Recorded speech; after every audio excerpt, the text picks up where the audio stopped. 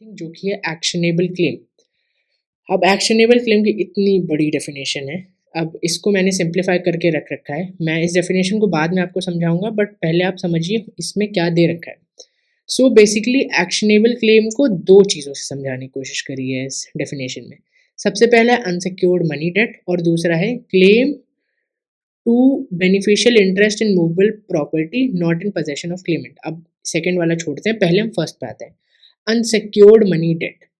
अब आपने ये देखा होगा कि जैसे आपके घर में किसी ने लोन लिया है, तो जैसे मान लीजिए ए पर्सन है, उसने लोन लिया है बैंक एक्स से, ठीक है, बैंक एक्स से उसने लोन लिया है, ठीक है।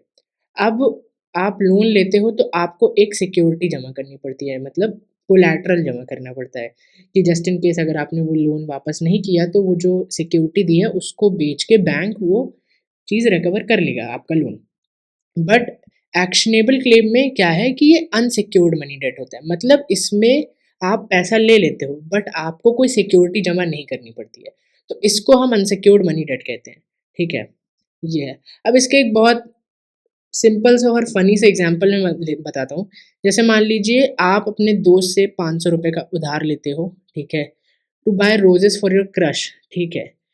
तो आप जो 500 रुपये लिए हो अपने दोस्त से, वो एक एक्शनेबल क्लेम है, ठीक है, और क्योंकि वो एक अनसिक्योर्ड मनी डेट है। आई होप ये आपको क्लियर हो गया होगा। अब हम इस पे चलते हैं, claim to beneficial interest in movable property. इसका ये मतलब है कि आपके पास एक मूवेबल प्रॉपर्टी है, उसमें आपके पास एक इंटरेस्ट है जो कि आपको फ़ायदा देगा, पर वो आपके पोजेशन में नहीं है, तो उसके लिए वो भी एक एक्शनेबल क्लेम होता है, ठीक है। जैसे मान लीजिए लॉटरी टिकट है, वो एक मूवेबल प्रॉपर्टी है, ठीक है। अब आप लॉटरी टिकट में आपकी किस्मत चमक गई और आपको 10 लाख रुपए मिल गए, ठीक है। तो आपका उस मूवेबल प्रॉपर्टी में बेनिफिशियल इंटरेस्ट हुआ, ठीक है। तो आपका वो 10 लाख रुपए लेना, ठीक है, वो एक एक्शनेबल क्लेम है और वो यही चीज़ बात कर रहे हैं। और ये एक्शनेबल क्लेम क्यों है? क्योंकि ये आपके पोजेशन में नहीं है। मान लीजिए आपने 10 लाख रुपए जीते और आपको 10 लाख रुपए तुरंत मिल गए होते, तो वो ऑलरेडी आपके पोजेशन में आ गए, तो फिर वो एक्शनेबल क्लेम नहीं होता। बट जहाँ पे आपके पास एक बेनिफिशियल इंटरेस्ट है और वो आपके पोजेशन में नहीं है, तो फिर उसको आप एक्शनेबल क्लेम के थ्रू उसको इन्फोर्स करा सकते हो। सो अब डेफिनेशन पे आते हैं। Means a claim to any debt other than, मतलब ये कवर नहीं कर रहा है एक्शनेबल क्लेम। डेट सिक्योर्ड, देखिए सिक्योर्ड है मतलब ये एक्शनेबल क्लेम नहीं है। सिक्योर्ड है मॉर्गेज, बाय हाइपोथेकेशन, प्लेज, ठीक है। ये पहली चीज़ है जो हम लोग ने पढ़ी थी कि अनसिक्योर्ड मनी डेट का। Now this is the second part.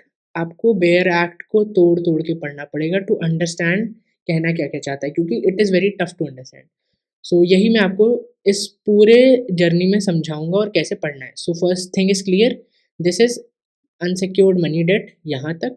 And now here, to any beneficial interest in movable property not in possession either actual constructive, ये देखिए, ऑफ द क्लेमेंट, ठीक है, which civil court recognise affording, ये आपका second part है।